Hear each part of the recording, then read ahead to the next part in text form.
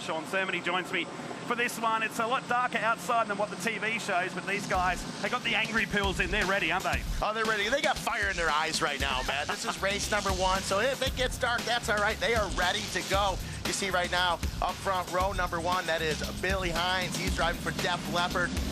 Think Loud and Live, and they're off already. Out to an early lead is Billy Hines in that number 57. Bill having a little bit of trouble early on in practice, but I think he's got things figured out. The truck figured out. Hopefully he can hold on to this lead early on. So this corner, as the rest of the 14 turns, are going to be exciting, to say the least. They've been warned about respecting the curbs on the back straight where that chicane is, to stay off the tyre walls. They certainly have. You know, these guys are race car drivers. They're going to cut every bit of this track that they can, and with these trucks, they can.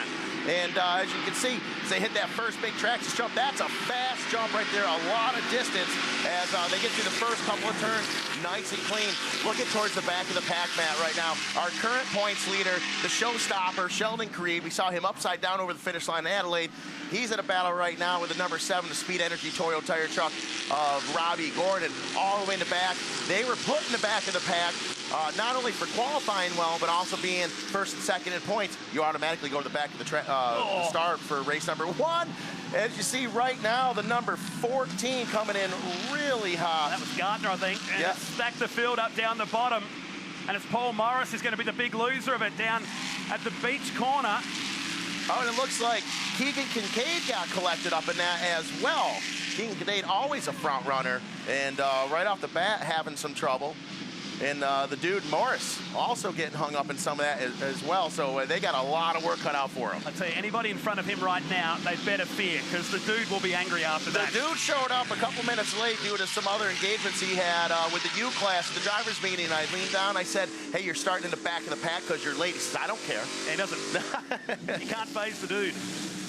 He'll save it for out here. But look at the leader straight up here. A guy that surprised me early on, Brett Thomas, has come out translate. This is his first run on bitumen. He's raced one kart race in his life on bitumen. He's done all his career on dirt. And here he is out front looking good. Brett Thomas in the TFH Higher truck. Brett with the front end pushed up a little. Oh no, that is the dude's got his nose pushed up in him. That's going to make it a little bit difficult for him, but you're going to see a lot of that here in Stadium Super Truck Racing. As you see, looks like Matthew Brabin having a little bit of trouble there, and Mingay says, I'm going to take advantage of that as Matt Mingay dives to the inside, makes it happen, and out in front still, Brett Thomas getting squirrely, but still hanging on.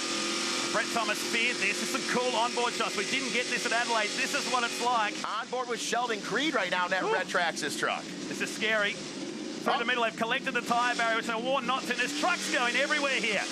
We got trucks and water barrier all over the track there. It's hard to see who got into that barrier right there, but there will be a stop and go penalty if they can figure it out. It looks like Keegan Kincaid said, listen, man, we got stuff all over the track right now. Ends up missing the jump, doesn't gain a position, stays where he is right now. Keegan letting off the gas a little bit there, being smart about going around that ramp. If you do miss a jump like that, you cannot gain any ground on the competition. Clearly you and I had a different driver's briefing a few minutes ago.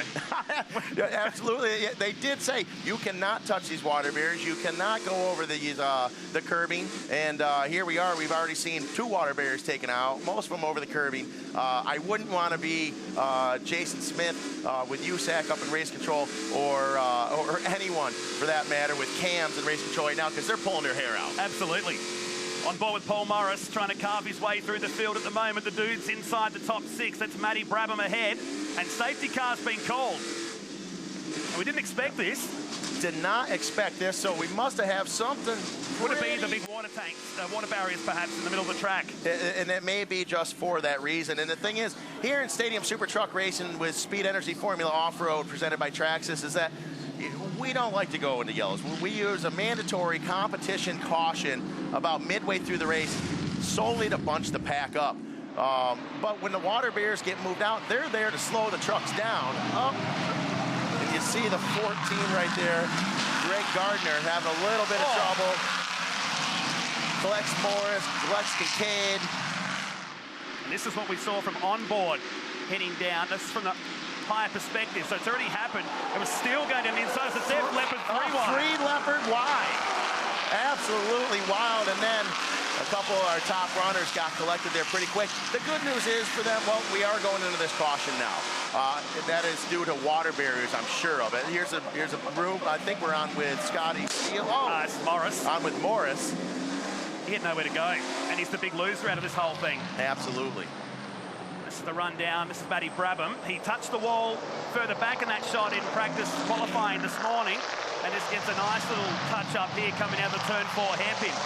Mingay taking advantage of that, swapping a little more paint with him. Absolutely no surprise there from Mingay. Right, this is what's happened. Matt Mingay's just got a stop-go penalty for whacking that water barrier. Now, earlier on in practice, it looked as though Mingay had gotten into a water barrier in the practice qualifying section. Said, no, I didn't. But we believe he did, and there's no doubt about it that he got into a hot and heavy this time around, so he will get that stop-and-go penalty.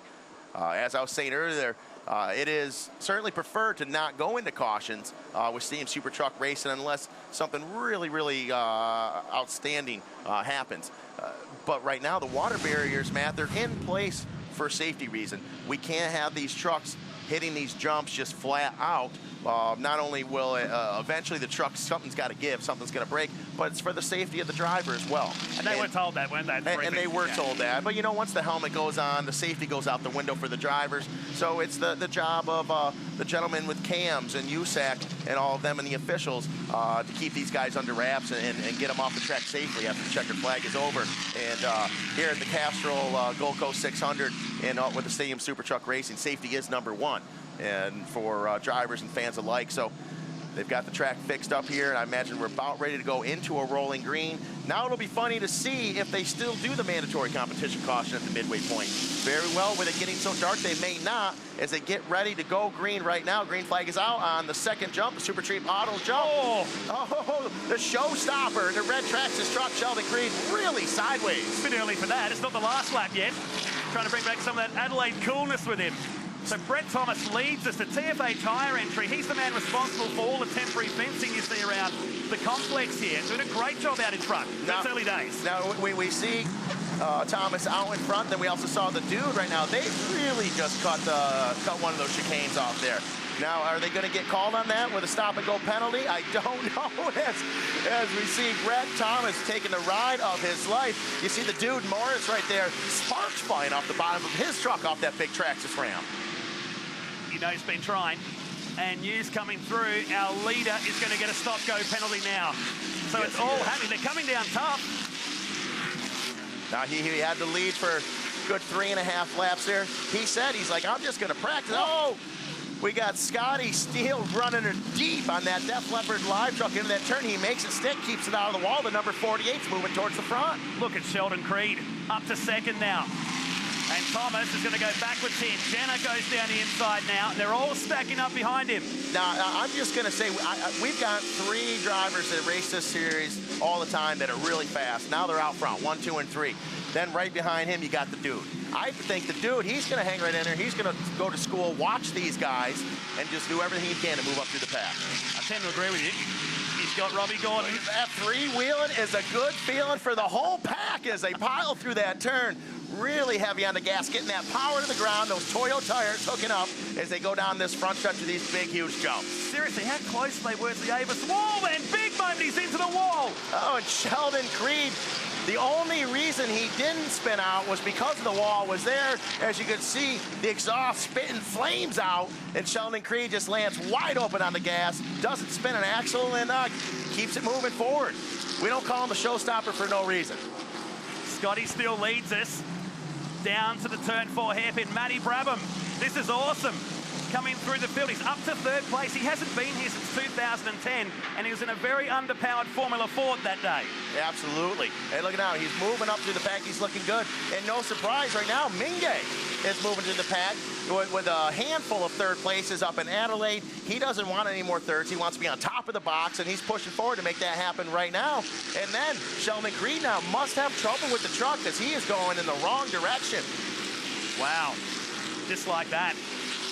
Dropping down the field. Is there damage to the rear of this truck, perhaps? It was crabbing its way up that jump, wasn't it? Very well may have. You know, he was having some struggles in practice a little bit, not as fast as I thought he would be, and now really having a hard time going the wrong direction, almost in the wall again. And but out front right now, the young man, 17 years old, stayed in last night. Grandma made him do his homework all night in the hotel. Now he's out in front. That is Scotty Steele driving for Def Leppard and Live with their upcoming Australia tour. There he is in the number 48 out in front, but a lot of a pressure applied by Bert Jenner right now on the Gladiator tire number 50 as he's pushing for the lead. Talk about Bert Jenner, because that's a cool story, isn't it? It is a great story with Bert Jenner. And Jenner to the inside of the number 50. Does he make it stick in that house beer truck? Yes, he does. Bert Jenner is your new leader. Nice, clean pass on Scotty Steele. But in third place right now with hunger in his eyes is Matty Bradham. Right. Looking great right now. And looks like Mingo is pulling out. He's out of business, pulling up at pit exit. Was that the penalty box? That was his penalty box. He had a stop-and-go penalty from earlier on hitting it. He had not yet taken it. He didn't have to take that penalty right away. He has to take it when, before we get into the halfway marker. And so there's your stop-and-go. Now he's got to be hoping and praying that with that early caution we had, that they're still going to have a mandatory competition caution. But with it getting so dark, I bet they won't. It might just be a drag race to the finish right now.